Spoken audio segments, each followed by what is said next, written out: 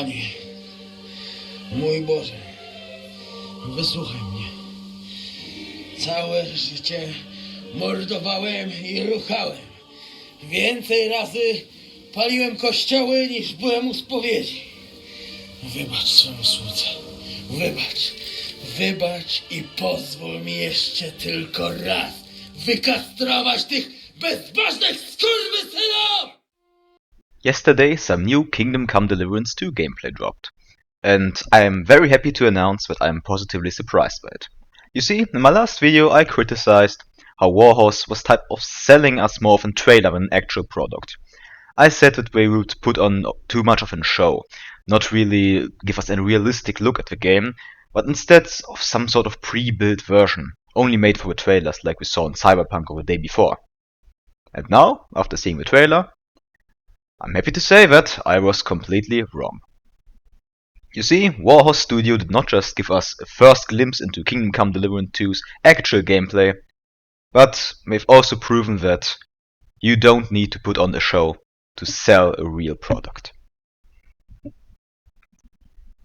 We got, with this new gameplay, not just a simple look at how this game will feel, but also a simple look at how or at least what we should expect from the game. In this video I will try to analyze most of the things, or at least try to talk about the things I already know about historic Bohemian. And in the end I will talk about why I was completely wrong and why I appreciate Warhorse Studio for doing this type of presentation of the actual game and not just some sort of putting it up in show and ignoring the actual game. When selling it, and that's it, you got to carry your consequences. In this scene we see a completely normal day with a couple of Harker players, a minigame from the first game, and I'm happy to say that facial animations look pretty good. They used this couple of years, and from what I can tell, especially the clothing and, well, the facial hair, they did put a lot of work in it. Don't get me wrong, the facial animation itself is still, well, not on the highest point. But let's be honest, we are talking about Warhorse Studios, not Rockstar Games or some studio financed with millions of dollars who's located in the US. They had to do this with just limited resources, and from what I can tell at least, the cutscenes do look great, and the talking scenes also.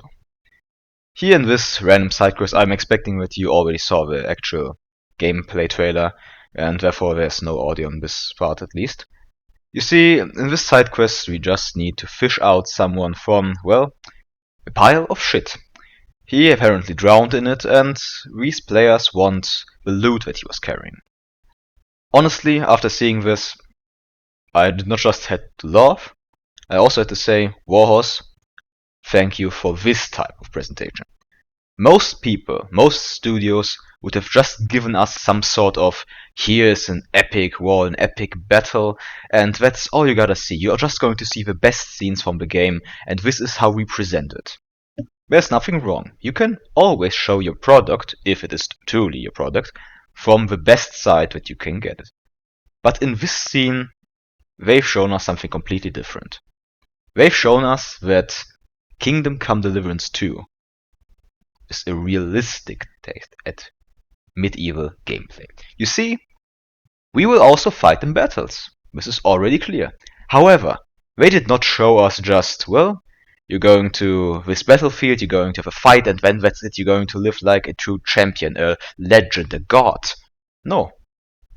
You are, in fact, someone who lives in this world with this reality. You do not have other things. They will not just give us an impression with the coolest things in the game, they will give us an actual real impression from the game. And I'm very happy to see this. Don't get me wrong. Going through a pile of shit to find a dead body is not the thing that you should expect from the game, just to offer. However, this is at least how most side quests will eventually turn out. I mean, we never know if someone survived, we never know if they truly died in a pile of shit, which is kind of hilarious to be fair. And, well, I'm just happy that Warhorse actually did the only thing I criticized them for. They really achieved something that most studios would have never done. Bethesda, Rockstar Games, whatsoever, they would have never just used a simple, boring side quest to show off their graphically impressive and story-driven game or whatsoever they're going to put out. They gave us a realistic look at the game, and I'm very happy for this. This is something that I can only support. This is a policy that I can just say, you know what? You guys are the best. In my last video I said that Warhorse was leading the industry in certain parts.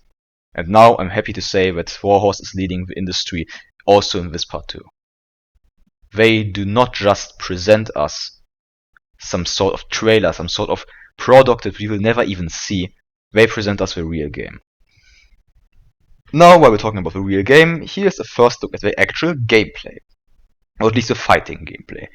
You see, at the first I already did a take on this video, but I messed up the audio, so sorry if you have to wait for this one. So you see, the sword fight, and especially the taste, the quick succession, I first thought this would be a pre-built version, but this is not the final version of the combat. But apparently many YouTubers already stated that this is actually the final version, so I'm still unsure. It doesn't look as, well, it's way cleaner than the first fighting game, the first game. However, it doesn't look as realistic. You see, in the first game, you should have to play in the defense to actually win a fight. If you go in the offense, you need to expect that your enemy is able to parry you and then hit you with it. However, this time, it kind of appears that they changed it a lot. It doesn't feel as realistic, as painful as it did before. I'm not sure if they will keep this in the finished vanilla version of the game. However, I do hope that they will at least make some improvements for the combat currently. Because I just don't feel the combat in this. You see, in the first game you could really punch someone or use a sword and you could feel how it would go through his flesh, how the ragdoll animations truly hurt this person, hurt your enemy. This time it is not given, and I do hope that they will add this. Now we have a beautiful glimpse at Kutnahora or Kuttenberg, and from what I can tell, I remember a few months ago they said that one street in this city would be as big as the entirety of Ratai. I did not believe it entirely.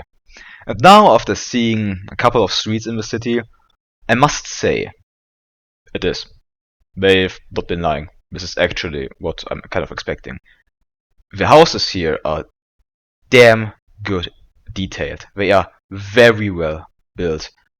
This is not some pre-built version with reused whatever. These houses are in a city. Look at how the color scheme is. Look at how they are built. Compare them with some village houses, and you see people in this city are truly rich, and they show it off. I also like that you can interact with NPCs. For example, say hello to this one. It does really give us some special taste at the current situation. In this scene we are visiting a bathhouse, and again, in this conversation, I need to say I'm very surprised how well the facial animations, for example, for merchants look actually, and especially their character design.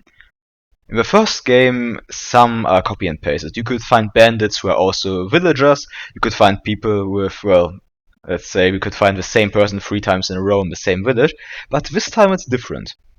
I believe that they actually put in some work to at least use the reused character designs and somehow put some extra things in it, and now they completely changed. You see, I am very surprised at how individually these people actually look.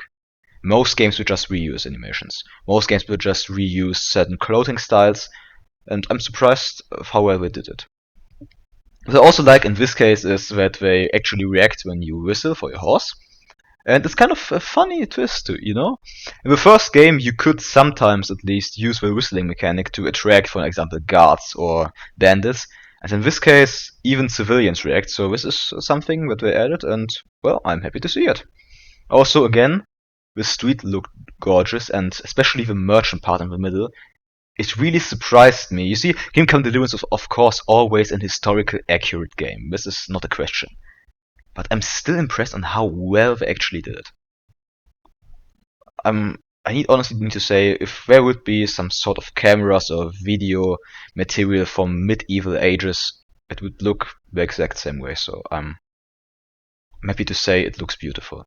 I also like how they added this new form of, you see in the upper right corner, for example, this new sort of symbol for the merchants. Honestly, I kind of miss, at least from the minimap in the upper part, I kind of miss the, artistic design. But hey, maybe they will change this in a couple of months. Who knows? They still got time. I also like that in this case you can actually see Henry being a criminal and also being punished for this. However, as I played Kingdome Come Deliverance, I in action never got really caught, and if I did, I just reload a save file, so it would be interesting to see if there are really consequences of it, just again the same thing with just reload the file and steal the thing you wanted to. But I do like that they actually put in the effort for this little scene. It's very funny, and most players, I believe, can relate to this one. Again, I also like that the merchanting parts of the city look truly realistic. I mean, we saw this scene already from one trailer, and now we got a small interaction with an NPC, which I also really appreciate that they added these small events. I remember them from Red Dead Redemption 2, when you could sometimes find bandits who will ambush you, or even people who got, for example, stuck in a bear trap and you need to save them. And this is at least kind of similar. For example, this man asked us if we have seen his saddle, which he apparently put in the middle of the market. However, he cannot find it anymore and now asks us for help or if we've seen it.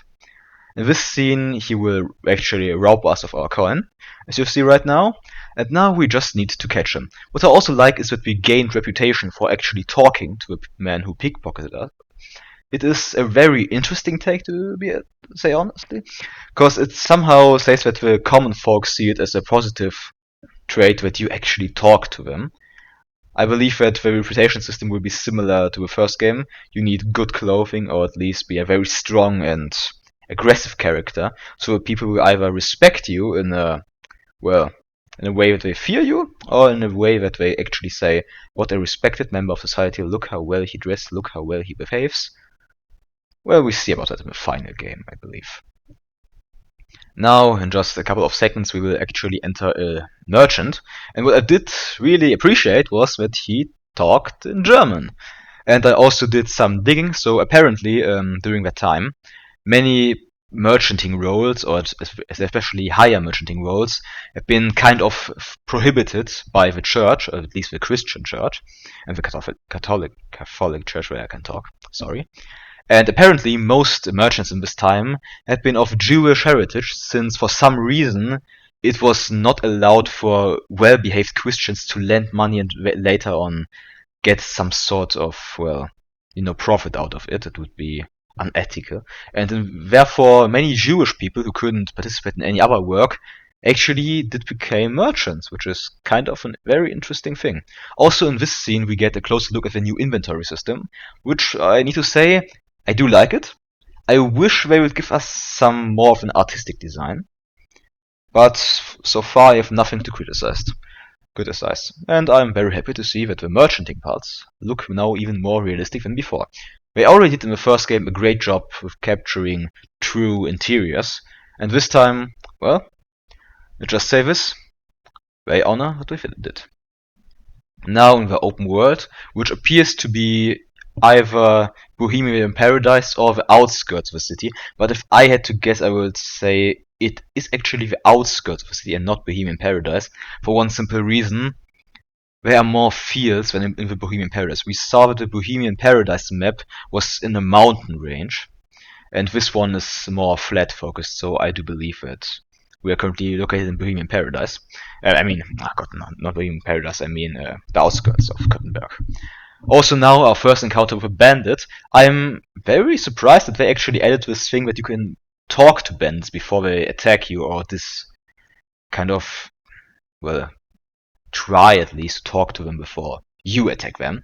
And in the first game, every time a bandit spotted you or a human, you had to fight. There was no other option. You could either run away or fight, and most of the time the enemies would catch up to you, so you had to fight.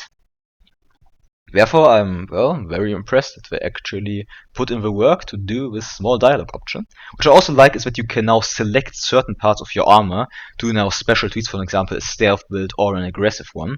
Which I do like. Now we do no longer have to equip everything separately or unequip.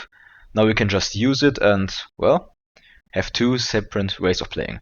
This one's also pretty interesting. Here's a stealth takedown. In the first game, the guards would have immediately spotted us. So they did an overhaul of the stealth mechanic. I also believe that they did some downgrading for the soldiers since they could spot you very easily. And I do like that they added whistling and now throwing rocks so that people actually spot you this way or at least will investigate. I also believe that they added a mini game with stealth takedown since we already learned the stealth takedown in the first game. So I do believe that they just added this mini game to kind of make it a little harder at least. Also in this case, I'm a very big fan of the current location of the alchemy labs. You see, in this scene, you're going to find an alchemy lab just right around the corner on the left side.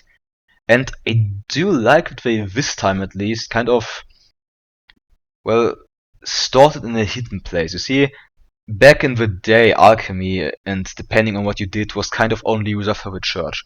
If you worked as a monk in monastery, yes, then it was completely legally fine to actually do certain things with alchemy. But if you're just part of a common folk, it was unusual. It was considered heresy. And I do like it this time outside of cities. So unless you own let's say, unless you own a doctor, in this case, you truly need, if you want to do alchemy, do it in a hidden location. I do like it. This is a fine thing to add. But I also see in this case again, the combat is, well, again, I do really hope that they overhaul the combat that they show us right now, right here, at least a bit. Make it look more flashy. You see blood streams, something like this. I do hope that they put in some work to make it without any flaws, to make it cleaner, or well, not cleaner, let's say it even more rough. So I really want to feel like if I hit an enemy, it truly hurts him, or I can feel at least the hits that I give him. What I also like now at this make a deal part, once he surrenders, is that he will actually give us everything, unless of course his bare clothing. And I do like that he gives us, for example, his armor sets, his weapons. This is a very interesting add, because back then you could just say, you know what, you leave your sword here or give me all your money. But now you can actually say, give me everything. What's also interesting is that he lost reputation for letting him alive. So what I could imagine is that once we actually let some bandits stay alive, we will maybe later encounter them in villages, and they will kind of drop our reputation. So this is also a mechanic that I might see in future upcoming. What I also like here is that we got the Savior Schnapps again, and from what I can see right now at least, they did decrease the price. However, before that I also saw that they kind of, I don't know, looks like Bohemia is an inflation type or something, because I saw that this bow was worth what we took at the start of the game, 1,500 groschen. And if I remember it right, the most expensive bow in the game was about 2.3 thousand groschen or something.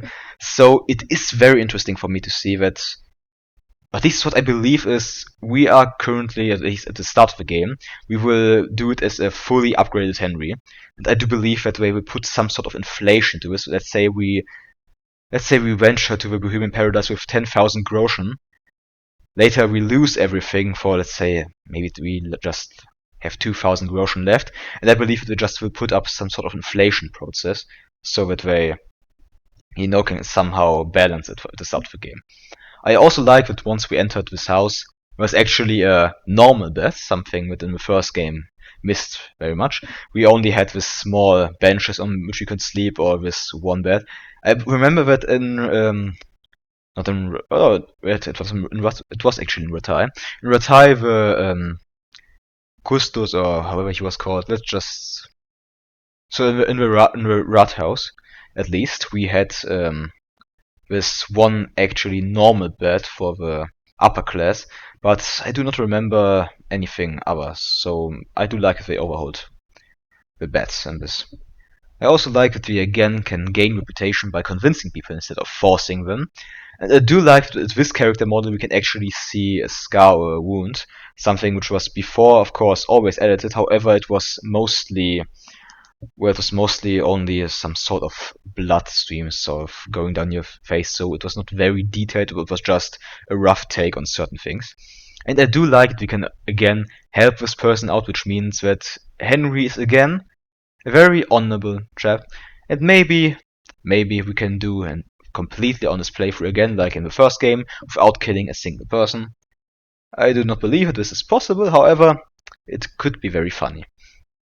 So this is all what I have currently to say for Kingdom Come Deliverance 2. I'm very happily surprised that Warhorse actually put in the effort of not putting in the effort of selling us an idea of a game and more of actual gameplay.